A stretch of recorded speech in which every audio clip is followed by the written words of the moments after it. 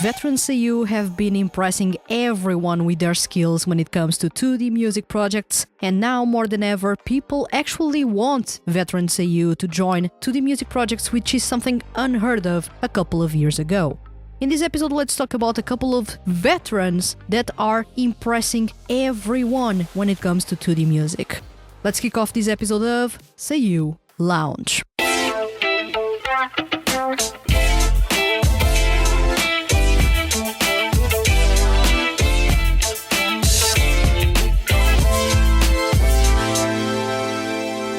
Welcome to Seiyuu Lounge, I'm your host Vanessa, and in this episode let's talk about veteran Seiyuu who impress in 2D music projects. This is an episode fully dedicated to veteran Seiyuu. There are several, I should say, quite a lot even, veteran male Seiyuu that I love a whole lot. And this episode actually is improvised, so I only have a post-it with the names of the Seiyuu and the projects they are a part of, and their age. Basically, the episode is going to be freestyled from here, which is quite interesting. Well, when it comes to 2D music projects, usually fans are more excited about the newest Seiyuu, the youngest Seiyuu, the trendy ones, the handsome ones, the ones that are really appealing to the youngest generations. And in a weird way, at the same time, veteran Seiyuu have been having the best time of their lives as of late, at least in the past 5 years. They have been seeing a resurgence of their popularity in some cases. Of course, there are some veteran Seiyuu that are not interested in joining 2D music projects, which is fair, and as such they miss this opportunity of having their careers revived. But when it comes to this specific Seiyuu that I'm going to talk about in this episode, 7 veteran Seiyuu who impress in 2D music projects, they actually came forward and said, well, let's try it and see if it works. For sure it may work in some way. At least I'm going to try. And when they tried, they actually impressed everyone. There are some cases in here of Seiyuu that actually didn't want to join a 2D music project, but they ended up being converted to actually join one. But there are others that actually didn't expect to join a project and the project becoming popular, or join the project and join a group that became popular. So this is quite interesting, and we are going through some of those Seiyuu in these episodes. So let's dive into them. Takaya Kuroda is basically the definition of cool among male Seiyuu, easily one of the coolest, chillest and most authentic guys when it comes to the Seiyuu industry, and is also a rock star, which is also pretty awesome. He's most famous for his work in the Ryoga Gotoku series, which is to say the Yakuza games, because he voices Kiryu, the protagonist in that specific series. Takaya Kuroda actually has an amazing voice, impressive even. His voice is a bass, a pure bass, but he actually can sing a bit higher than you would have expected. An interesting thing, a couple of years ago, I should say 10, 15 years ago, on a radio show for Cardfight Vanguard, if I'm not wrong, Takaya Kuroda was actually invited to the show to talk with Shota Oi and Soma Saito. Now, Shota Oi and Soma Saito are two Seiyuu who are tenors. Shota Oi has actually a female vocal range, and Soma Saito has a massive range that goes to the F5, which is also female range to begin with.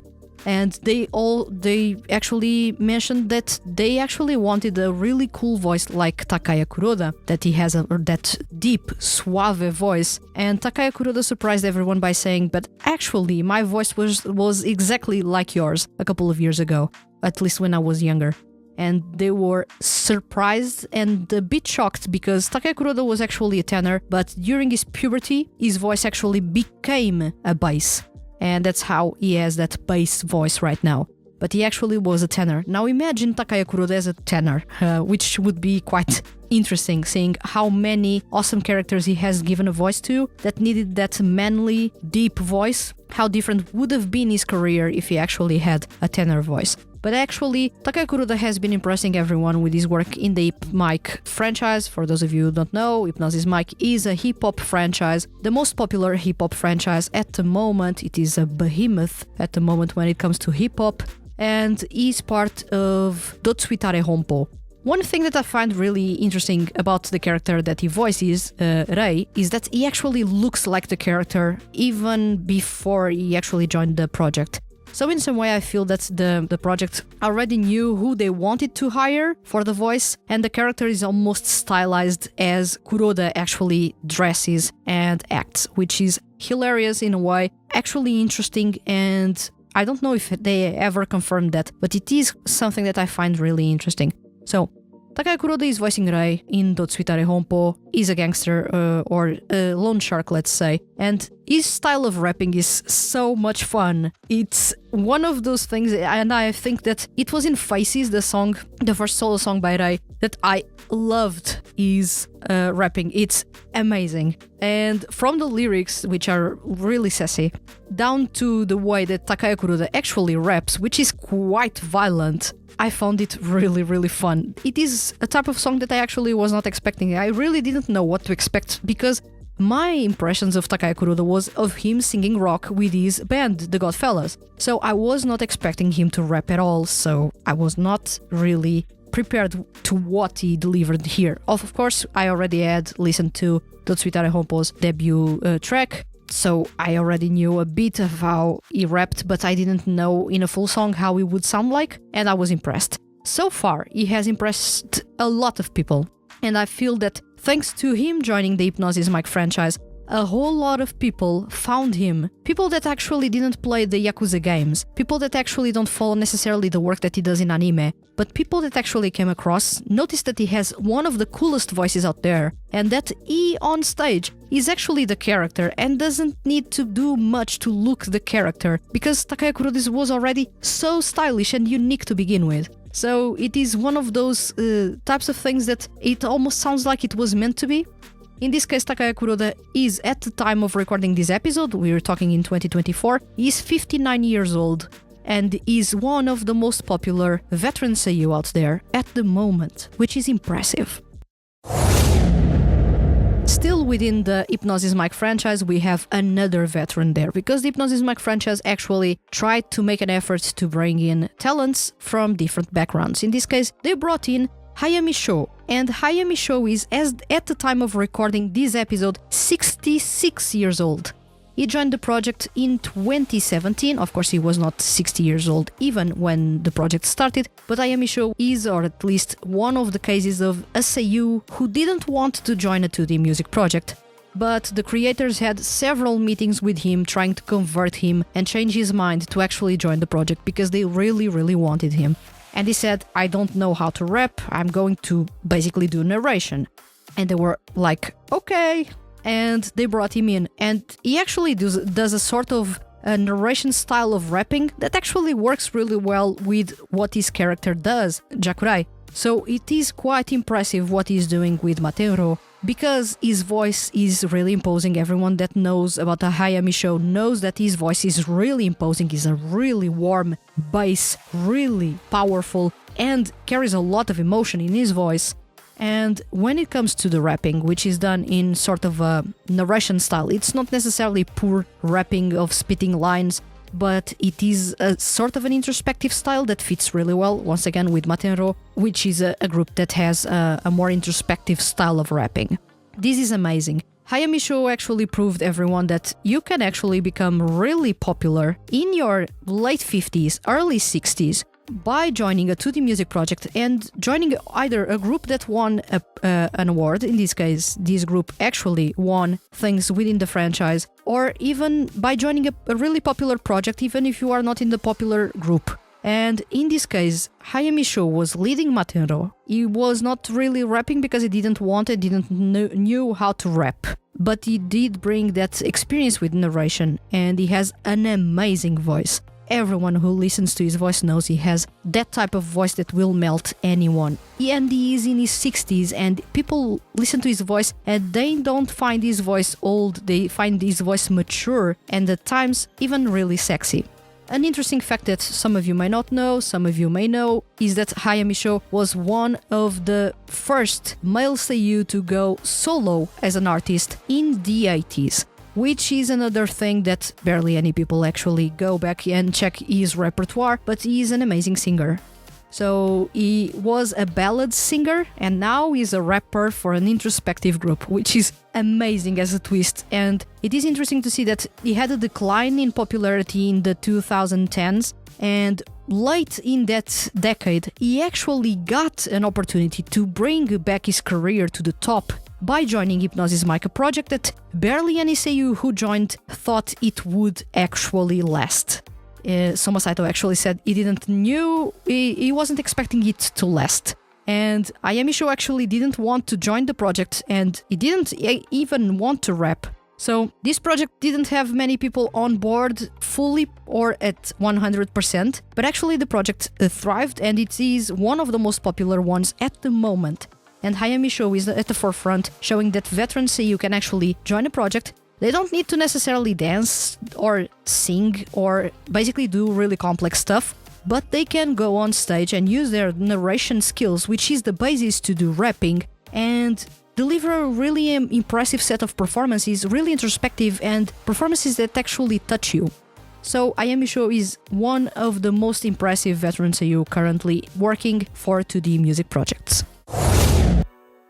Well, I'm not gonna lie, as soon as I listen to this voice, I immediately have problems. He breathes and I almost faint. It is, of course, Junichi Suabe. And I believe most of you will be thinking, well, I actually react in the same way, Vanessa, so do not be bashful about it. It is natural. Basically, Junichi Suabe breathes, people faint, and it is a natural reaction to one of the sexiest narration voices out there, easily. Junichi Suabe is 52 years old, and he joined the Paradox Live franchise a couple of years ago as part of Buraikan. And people were thinking, wow, now we are seeing that veteran Seiyuu actually can do a little bit of everything.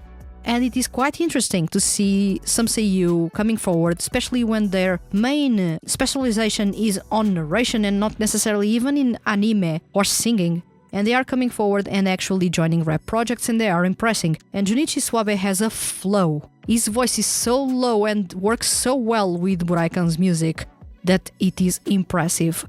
Props once again, because when the composers are working on the music and the lyricists, they are thinking about how the singer will say the lyrics, how they will perform, and they have to have into attention that Junichi Suabe has a really deep voice. His cadence is completely different from any other Seiyuu that they are working with, because he's a narrator first, then a voice actor, and he has a way of basically speaking and singing which is completely different from everyone else. So they needed to adapt that to fit his voice, and in Buraikan, his rapping style actually fits his voice really well. It helps a lot as well because he has a really good contrast within the group with Kensho Ono, who is basically a tenor, so they can have that really awesome contrast in those voices that works really well. But when it comes to Junichi Suabe, he is impressing a whole lot with Paradox Live as part of Buraikan. He was already impressing as part of Starish, which is a group that has been around for a long time by now, more than 14 years, and it is impressive what he has been doing. He's a good singer, but I feel that he is an even better rapper, at least in my opinion. And still, Junichi Suabe doesn't consider himself a good rapper, and he said that he joined the project because he was curious, and he really doesn't say no to any kind of project. As long as he can do it, he will do it. And if it is a challenge, he will challenge himself. And in this case, he actually challenged himself. And I believe many of you will be thinking, thank God he actually wanted to challenge himself and become part of Buraikan. You cannot imagine even anyone else doing his parts in Buraikan. So it is impressive what he has been doing, especially with the Paradox Live franchise. I would say more so than with Starish, although he has accomplished many things and awesome things with Starish, being a group that has basically been at the forefront for so many years and inspired so many projects. But actually, where I see he is making the most impact, especially because he joined this project already as a veteran, not necessarily joining the Starish like he did when he was in his 30s. He is joined basically Buraikan in his 50s, which is completely different, and it is more impressive than anything else. Junichi Suabe is a known baritone, a beautiful voice, sexy vibe, which is something that not many Seiyuu actually have naturally. And I remember when I reviewed Buraikan, one of the songs by Buraikan in the review advent calendar last year, that as soon as I heard Suabe's voice, I had to put pause in the video and I started giggling like a schoolgirl in love. It's ridiculous. I love his voice and I immediately react in a really ridiculous way because his voice is incredibly attractive to me, for example. I don't know about you, but at least to me, this is one of the most attractive voices that there is in the voice acting industry in Japan. Then we have Ryotaro Okyayu, and this is another case of a veteran seiyuu who joined the project, in this case Paradox Live, and in this case it is quite interesting what he has been doing in this franchise. He has the unique thing of actually sharing the stage with a female seiyuu, which not all seiyuu in the Paradox Live franchise have the opportunity to do. So in this case he has an extra opportunity to shine because his voice will never clash with the person that is sharing the stage with him, who is in this case Marin Inoue. So as part of Emperor, he has been impressing a whole lot. Ryotaro Okyayu actually started his career as part of EMU group in the early 90s. It's one of the very first idol groups within the seiyuu industry, and it was one of the very first extremely popular seiyuu when it came to actually exactly that. And he had even a solo career because he actually knows how to sing really well. So Ryotaro Okyayu was no stranger when it comes to singing. He actually had that experience coming from his background, having been part of an idol group when he was in the his 20s, when everything was experimental, then having his solo career soon after, and then he went basically under the radar for years, and then he joined the Paradox Live franchise as part of Emperor, the first time that actually Ryotaro Okyayu joined a 2D music project, and he actually chose the Paradox Live franchise. I'm quite impressed because I was not expecting him to actually join a project like this. He felt to me like he was not that interested in joining a 2D music project. His career is actually smooth right now. He is doing a little bit of narration and still anime work, so everything was going smooth to him, and he actually has a very important role in anime currently with the Bleach adaptation going on TV. So I felt that actually he didn't need this project as much as some of the veterans here who were eventually struggling with their career or with visibility in their career. But still, Ryotaro Okyayu actually joined this project, and it was quite the surprising set of performances that he delivered with Emperor. I like the dynamic that he has with Marin Inoue, and he actually fit really well with the group, within the group. And when it comes to the performances themselves, I still feel that out of all the veteran seiyuu that I'm mentioning in this episode, he actually is the one that has shown the least so far in terms of the depth of his performances or the quality that he can deliver. Maybe because the way that Emperor is set, it doesn't give him as many opportunities to be as incisive and powerful and show a completely different way to his rapping side. But he does have a really interesting flow. Once again, he has a really deep voice. He is a baritone in this case. He has a smooth baritone voice. He can actually go to the bass range if he wants to.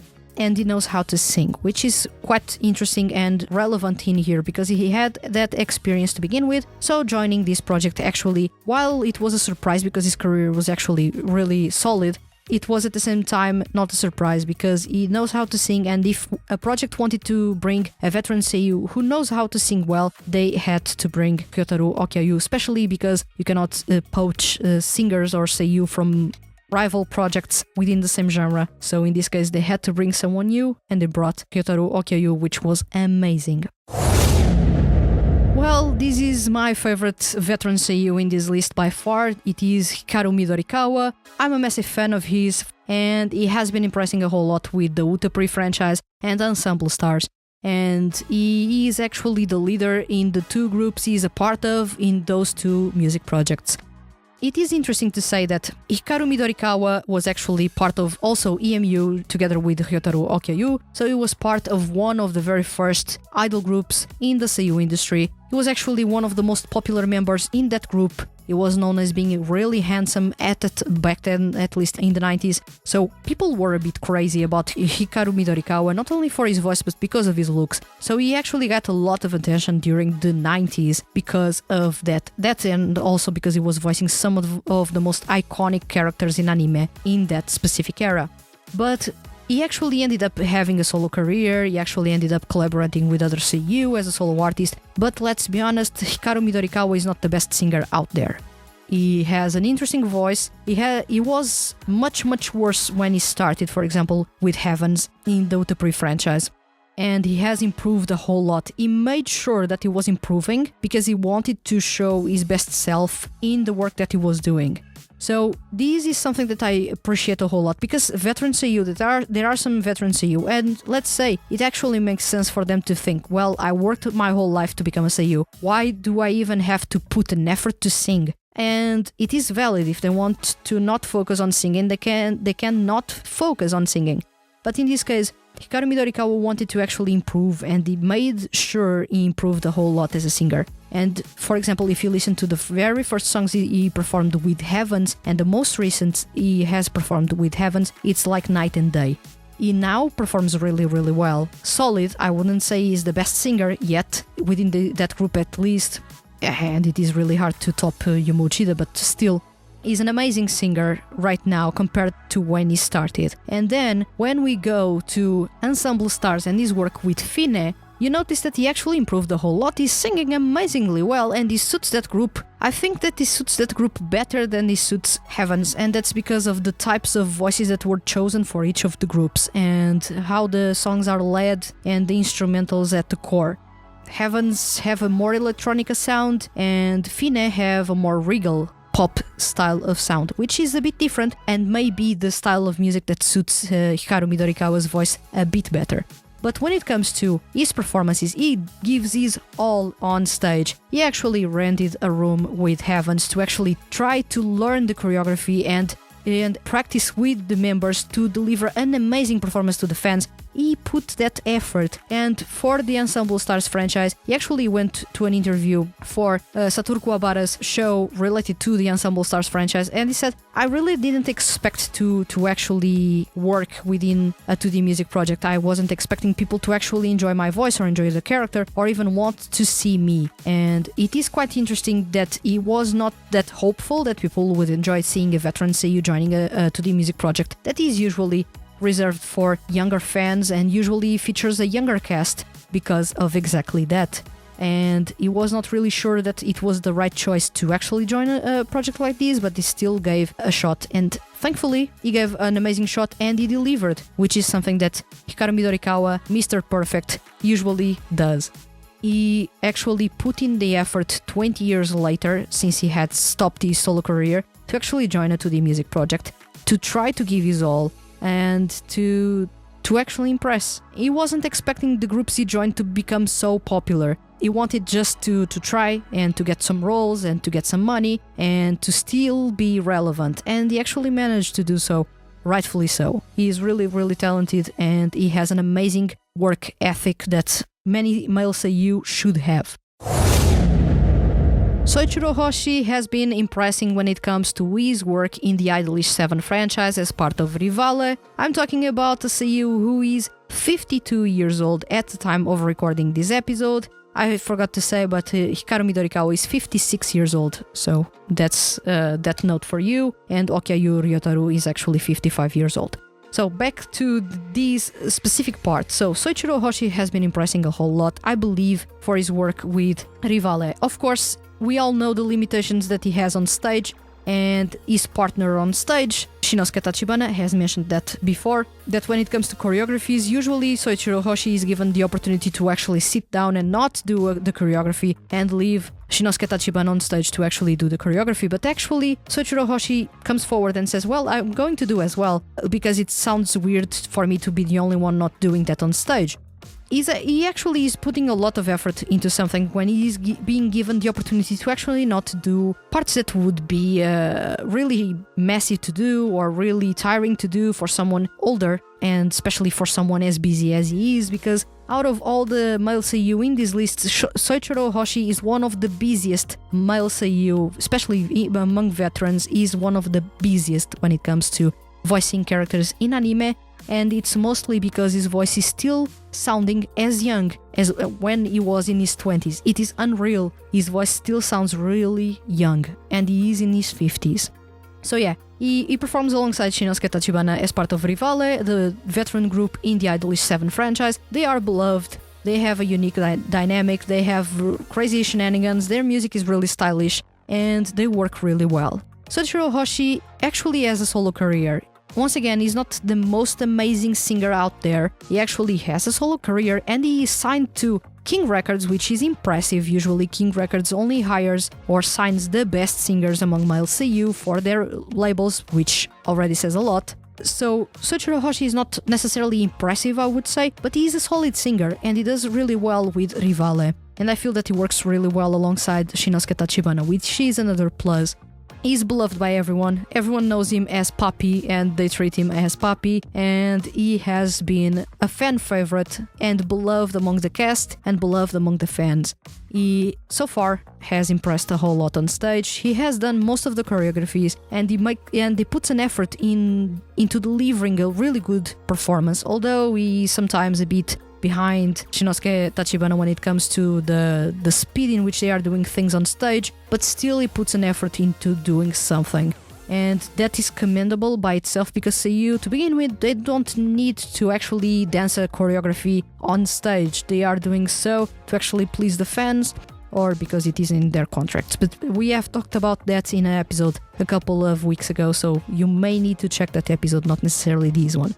When it comes to veteran Seiyuu impressing in 2D music projects, Soichiro Hoshi is a name that you need to mention. He has been doing an amazing job so far with Rivale. His voice is usually on a tenor range. I would say it doesn't have necessarily a lower range to begin with when it comes to singing. He can go there if he is acting, but when it comes to singing, his voice is actually in the tenor range. He has a solo career, in case you are curious, please do check his solo career. He only releases CDs from time to time, usually to celebrate milestones in his career, so those are not too frequent, but they still have interesting songs that you need to check. And in this case I'm bringing Kazuhiko Inoue. He's 70 years old. One of the very first male Seiyuu to become a solo artist. He had an extensive solo career as a solo artist. I talked about this in those episodes about the history of 2D music projects and solo artists, quite possibly in the episode about the 70s and the 80s, so do check that episode out. It is quite the old episode, but it is about the history of 2D music and Seiyuu artists, and it is quite interesting. Kazuhiko Inoue has an amazing career when it comes to voice acting. He has voiced iconic characters over the years. He has performed songs for many projects, and when it comes to at least projects or games, let's say, in the early 2000s, and he had an extensive solo career for many, many years. He is one of the most popular veteran Seiyuu in this list. He's actually the oldest also in this list. He is actually active in Station Idol Latch, and I was not expecting this at all when they announced the cast and they said, well, Kazuhiko Inoue is actually there. In one way, it makes sense. He actually had an extensive solo career and he's an amazing singer, solid, really solid, and he performed mostly ballads and a bit of city pop in the 80s and 90s. So, when it comes to experience, no one in this list has more experience than Kazuhiko Inoue when it comes to solo career. And when it comes to singing, also, they don't have as much experience as he has. So if a project wanted to bring a veteran Seiyuu to itself, to its cast, they could bring Inoue Kazuhiko, but I felt that people were not going to bring him because he's already too old to actually be on stage and dance and do all the crazy stuff that usually 2D music projects want. But actually, he has performed live with the project, but he didn't need to dance, he just needed to be dressed in a specific way and perform. So it works for him. He still has a really good voice. He doesn't have the best presence on stage. Mostly ballad singers usually are really static on stage. Even if they no longer sing like that, they still have those quirks from the time that they used to sing on stage. So he is a bit static, but still he delivers an amazing set of performances in the Station Idol Latch franchise. Even if I don't follow this franchise a whole lot, I still checked some of the songs, and he is performing quite well, which is impressive for someone in his 70s, who by now should be, usually most Seiyuu in the 70s are already retired. But Kazuhiko Inoue is still active in the industry and actually joining 2D music projects. This is crazy and still quite impressive to see a Seiyuu wanting at that stage in their career to join a 2D music project and do something different, do something completely disruptive for his specific point in the career. Because usually Seiyuu in their 70s, either they are retired or they are focusing solely on dubbing and narration. But no, he actually went on and, well, let's join a 2D music project. And he is there in a 2D music project, which is impressive. So yeah, this is my last entry in this episode, so let's go to the outro.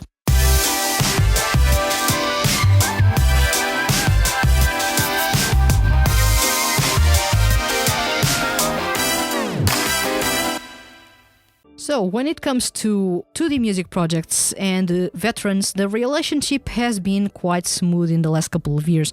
It's quite impressive to see that more than ever Seiyuu and at least let's say veteran Seiyuu are actually getting the opportunities to shine, to actually be on stage, to actually perform with 2D music projects and not be afraid of people thinking, oh, they are old, they shouldn't be on stage. Yes, there are still people that think like that, and we have talked about that in an episode a couple of weeks ago. But still, if you put those people aside that only know how to complain, you will see that actually the opportunities that male Seiyuu, especially veteran Seiyuu, are getting right now to be on stage again, to actually revitalize their careers, it's a massive opportunity for them to breathe new life to their extensive career, to their colorful career. And it's actually another sign that our favorite Seiyuu, who are now 20, 30 or 40 years old, when they get to those ages, they can still be active because the industry is slowly allowing more and more veteran Seiyuu to actually join a project. And I wouldn't be surprised that in a couple of years, a 2D music project comes forward and says, all our cast are people in their 50s, and they roll with it and they create a project so only for those that love people or older people to sing on stage, for example. When it comes to these, I like seeing veteran Seiyuu getting opportunities, the same opportunities that younger Seiyuu get, because more than ever 2D music has been a gateway to bring success, to revitalize careers, to actually give breakthroughs to some Seiyuu, to actually even help them getting their solo careers started. So more than ever, 2D music has been important, and to see veteran Seiyuu getting those opportunities, the same opportunities to be on stage, to actually sing, to actually showcase that they actually were singers and are amazing, or to have them challenging themselves on stage and doing something completely different, for example, with rapping, because they never did it, but they wanted to try it, and they actually have the skills to do it, because believe it or not, any Seiyuu who knows how to do narration and has a really good diction for anime can be a rapper. It's not necessarily that different becoming a rapper coming from that background, and that's a massive reason why the rappers working with the Hypnosis Mic franchise and the Paradox Live franchise are impressed with the cast, saying that Seiyuu are really, really impressive when they rap. When it comes to me, I love seeing veteran Seiyuu getting those opportunities and shine on stage. I believe any Seiyuu should be able to go on stage and perform with the 2D group as long as they want to do so. Situations a bit weird like the one with Hayamisho and the Hypnosis Mic, in which he really didn't want to join the project, should be less frequent, I believe, because male Seiyuu are being less reticent about joining a 2D music project, but still, I believe that if a male Seiyuu doesn't want to join a project, the creators should really give up on that and not make someone join the project just because they wanted someone older to join the project and do so against their will, or with them actually not being 100% into the project. But still, this was an amazing episode all about veteran Seiyuu. I feel that I don't talk about them enough, so this year we actually got 3 or 4 episodes about veteran Seiyuu to actually counter that. And I hope that this episode actually made you curious to see or to check some of these veteran Seiyuu, to check their solo careers, if they had any solo careers or their idol careers when they were younger. And I hope you actually enjoyed this episode a whole lot. So let me know what you thought about this episode, and especially which is your favorite veteran Seiyuu out of the list that I shared with you. Or if you have another veteran Seiyuu that is impressing a whole lot into the music projects and I didn't mention, and let me know who he is and in which project he is and why he is impressing you. So let me know in the comments on YouTube, and remember, leave your comments as complex or as simple as they may be, and you can be featured on upcoming episodes of Seiyuu Lounge. If you enjoyed this episode and don't want to miss the hand that feeds HQ's weekly male Seiyuu and music related content, hit the subscribe button. And if you are listening to this episode on a podcast listening platform, please consider following the podcast and leaving a review. Leaving a review is really simple and helps other people find this podcast and fall in love with male Seiyuu artists and 2D groups. I'll return next week with another episode of Seiyuu Lounge. Thank you for listening and see you guys around.